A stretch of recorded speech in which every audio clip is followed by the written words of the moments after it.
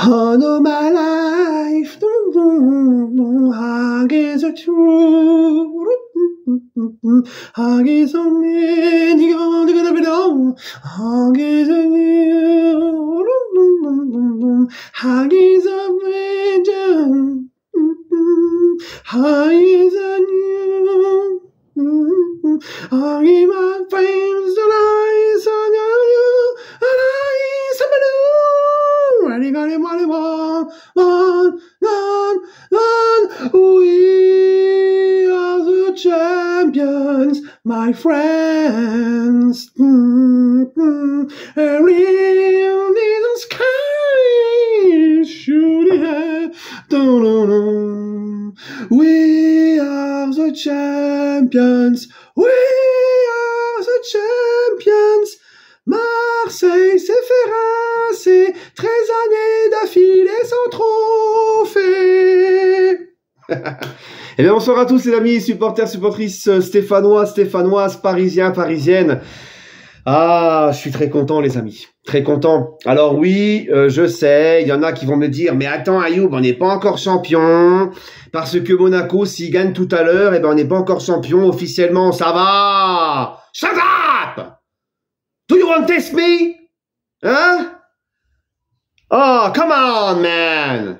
Les gars, c'est tout comme. Arrêtons de jouer sur des détails. Parce que oui, si Monaco gagne ce soir, Monaco, il y aura 21 points d'écart avec le PSG.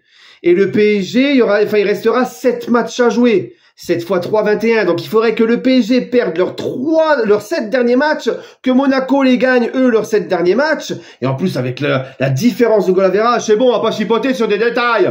On est champion, point barre. Voilà. Bref, les amis, en tout cas, je suis très content. Et puis, il faut remercier nos amis marseillais qui ont définitivement laissé le titre, qui vont encore faire une énième saison blanche.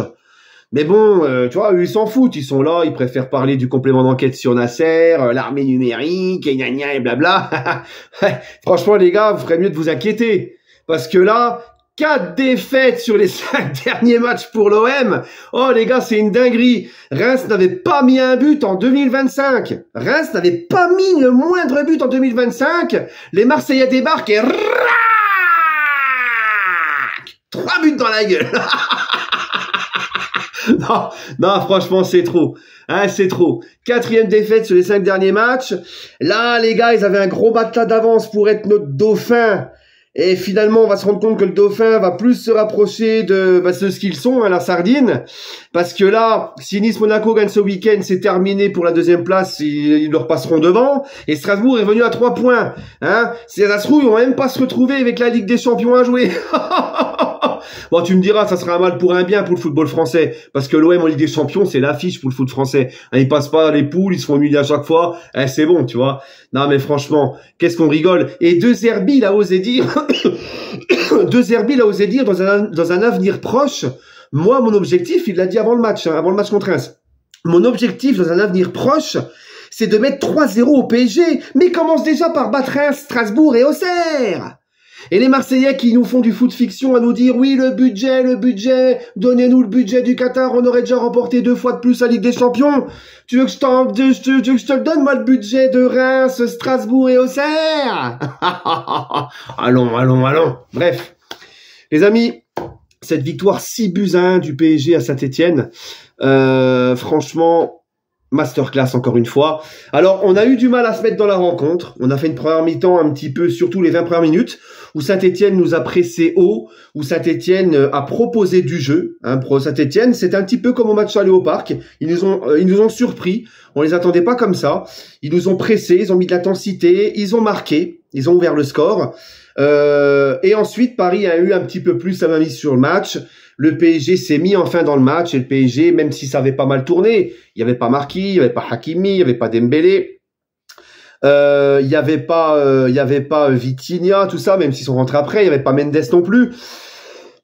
Mais le PSG, malgré ça, quand le PSG décide d'accélérer, de se mettre bien, eh ben voilà, c'est au-dessus. Surtout que Saint-Etienne, c'est une équipe sans manquer de respect, mais qui est avant-dernière du classement. Donc même avec cette équipe-là, mais franchement les gars, c'est ce que je disais dans mon avant-match.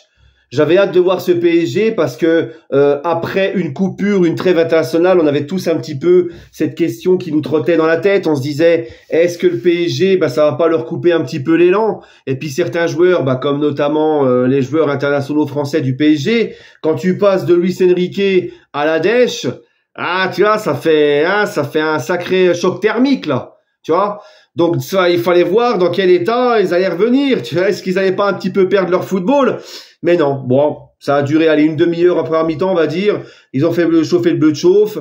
Et puis, on a égalisé sur penalty juste avant la fin de la pause, de la première mi-temps. Et puis, deuxième mi-temps, on a complètement déroulé. Et Saint-Étienne, en plus, bah, Saint-Étienne qui a proposé plus de choses que beaucoup de clubs qui nous affrontent en Ligue 1. Mais Saint-Étienne, c'est aussi beaucoup découvert. Et c'est ça aussi que, les Verts se sont découverts. Donc voilà, tu vois. Donc ils ont joué aussi un petit peu avec le feu, mais ils ont vraiment pas démérité. Hein, ils ont fait une très bonne première partie de première mi-temps, mais après, si tu veux, voilà, le PSG, puis après t'as l'artillerie lourde, artillerie, voilà, l'artillerie lourde qui est rentrée, t'as Vitinha qui est rentré, qui nous a fait un bien fou au milieu. Après il y a Dembélé qui est rentré, Nuno Mendes. Voilà, hein, c'était trop pour eux. En tout cas, les amis, bah écoutez, spectacle, encore une fois. Moi, c'est ça que j'aime chez ce PSG. Je sais, j'aime répéter, mais encore une fois, tu vois, c'est un joli pied de nez que ce soir, on est, oui, à 99,99% champion. Déjà à la 27e journée, parce qu'il y a des gens qui nous promettaient justement l'enfer après le départ d'Mbappé, soi-disant on va bien se marrer, c'est le pire PSG sous l'ère QSI, et il y a une fenêtre de tir pour les autres clubs en Ligue 1, notamment les Marseillais qui le disaient. Ah bah ils avaient une fenêtre de tir au début les Marseillais, mais ils se sont vite tirés par la fenêtre. On les a pas eu longtemps. Donc voilà. Donc non, justement, et c'est une saison, justement, toi le pied de nez, non seulement là on est champion, tu vois, à la 27e journée, t'es déjà champion, t'as 21 points d'avance. Mais en plus de ça, t'as même pas perdu un match. Et c'est ça qui est intéressant dans cette saison, c'est que c'est une saison de tous les records que t'as jamais fait sous QSI. C'est-à-dire finir la saison invaincue, c'est en route, c'est un objectif, on doit le faire. Finir la saison invaincue en championnat, et t'es sur une série d'invincibilité à l'extérieur en championnat. Luis Enrique n'a pas perdu un seul match depuis qu'il est arrivé à l'extérieur en Ligue 1, et le PSG est sur une série d'invincibilité à l'extérieur sur des matchs consécutifs, et ils sont pas loin du record en Europe. Ils sont pas loin de péter le record du Grand Milan. Donc voilà, c'est aussi une saison avec des records à aller chercher. Pour un PSG soi-disant le plus faible de l'RQSI, c'est un joli pied de nez. Ah non, franchement, c'est beau. Et moi, ce que j'aime chez ce PSG, c'est que tu vois, malgré l'effectif qui avait pas mal tourné, ben c'est pareil, peu importe qui tu mets dans le 11 titulaire et qui tu fais rentrer, tout le monde joue pareil, tout le monde court pareil. Luis Enrique l'a dit, moi celui qui court pas, il joue pas le prochain match. Et ben oui, c'est ça, c'est la mentalité qu'on veut. Un PSG qui est jamais rassasié, encore une fois ce soir. Les mecs, ils vont jusqu'à la fin marquer. Et c'est le petit Mbaye qui marque son premier but avec le PSG. Tu vois, tout était beau ce soir. Presco qui est rentré, magnifique. La soirée parfaite, mis à part ce début de match. Mais la soirée parfaite. Et quand on parle de but, on parle aussi de Désiré Doué. Les gars, Désiré Doué, quel joueur! Quel joueur ce Désiré Doué! Mais c'est un régal. Les 2 buts que met Désiré Doué. Et en plus, au-delà de ces 2 buts qui sont vraiment techniquement très forts et qui montrent toute l'étendue de son talent, le coffre qu'il a, le volume de jeu qu'il a, les ballons qu'il récupère, les efforts qu'il fait, un coup il est au milieu, un coup il est sous le côté.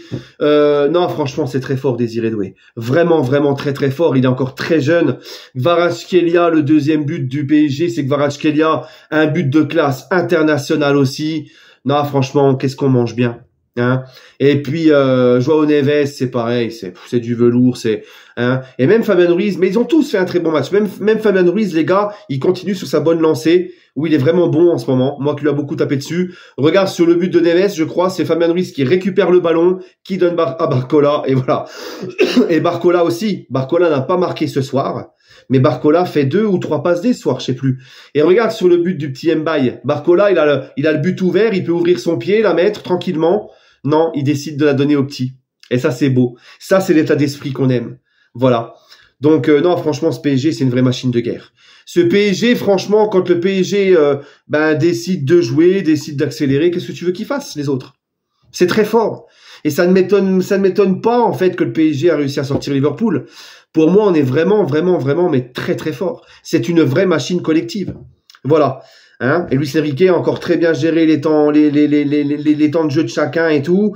On s'en sort avec pas de gros bobos. Je pense que Zaïre Emery et Kvaratskhelia, c'est pas très grave. Voilà. En tout cas, mes flops, moi j'en ai pas. J'ai pas de flop ce soir, mais j'ai des tops qui ont été un peu plus que les autres. Barcola pour ses passes D. Désiré Doué, et puis j'ai envie de mettre aussi Kvaratskhelia devant. Kvaratskhelia qui s'est beaucoup battu, qui a marqué un superbe but. Franchement, lui, c'est vraiment lui aussi en termes d'abattage sur le terrain, c'est magnifique. Et puis l'entrée de Vitinha aussi, qui nous a fait beaucoup de bien. Mais voilà, mais bon, je me limite qu'à 3 tops, donc Vitinha n'est pas dans les tops. Mais je voulais le dire, l'entrée de Vitinha techniquement au milieu nous a fait vraiment du bien. Voilà. Allez, les amis. Prenez soin de vous, dites-moi votre avis en commentaire sur ce prenez soin de vous, puis on se retrouvera pour l'avant-match de Dunkerque PSG, demi-finale de Coupe de France. On enchaîne, allez hop, pas le temps.